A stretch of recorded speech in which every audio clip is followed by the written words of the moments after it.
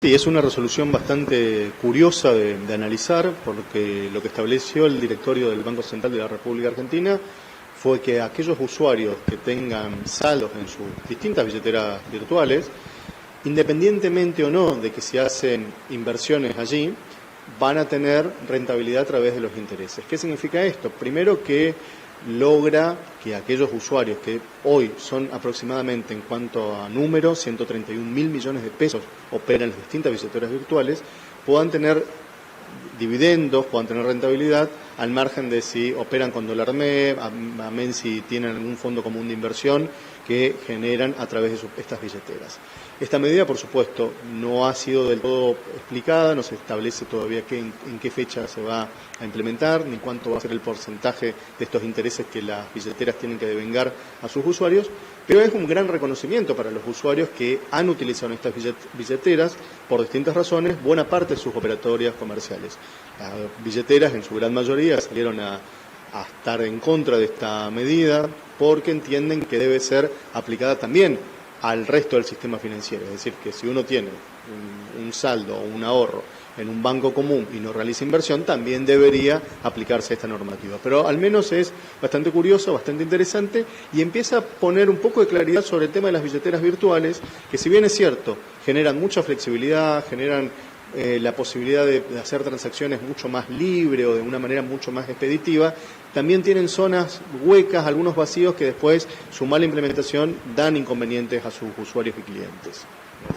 Una buena noticia para todos los que somos usuarios de esto, ¿no? Teniendo en cuenta la masificación de las billeteras virtuales. Es una buena noticia, lo mismo la que surgió el día viernes también, donde permite la interoperabilidad de los códigos QR, es decir, ya no va a haber exclusividad de los códigos QR para una billetera en particular, la más conocida que es Mercado Pago, sino que aquella persona que pueda hacer transacciones puede usarlo independientemente de qué billetera tenga o no. Es decir, el código va a ser ahora una especie de código universal, también es dar un poco de mayor amplitud y libertad a los usuarios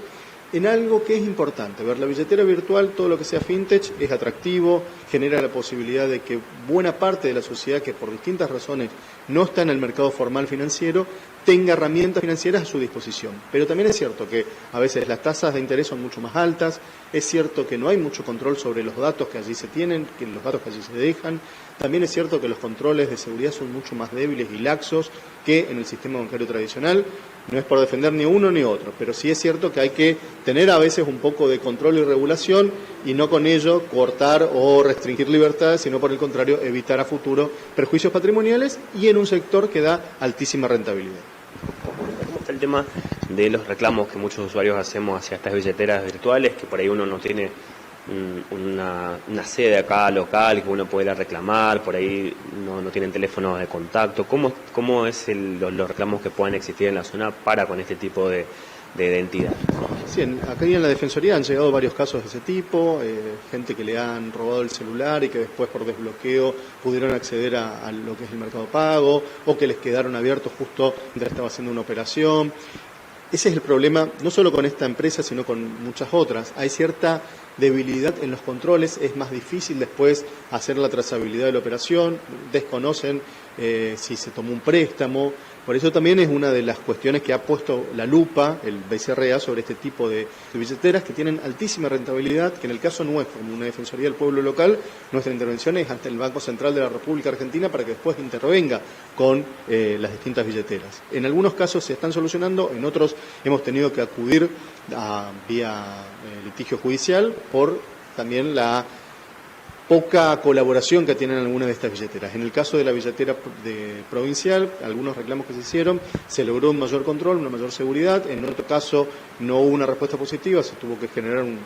asesoramiento a la persona para que inicie la medida judicial correspondiente. Pero bueno, también es una cuestión de fondo que hay que dar, que todo lo que tenga que ver con la virtualidad flexibilizó, aceleró, lograr incorporar a muchísimas personas al sistema bancario y financiero. Pero también los controles tienen que ser más fuertes, tienen que ser más estrictos, porque después cualquier inconveniente es perjuicio en el patrimonio del usuario y del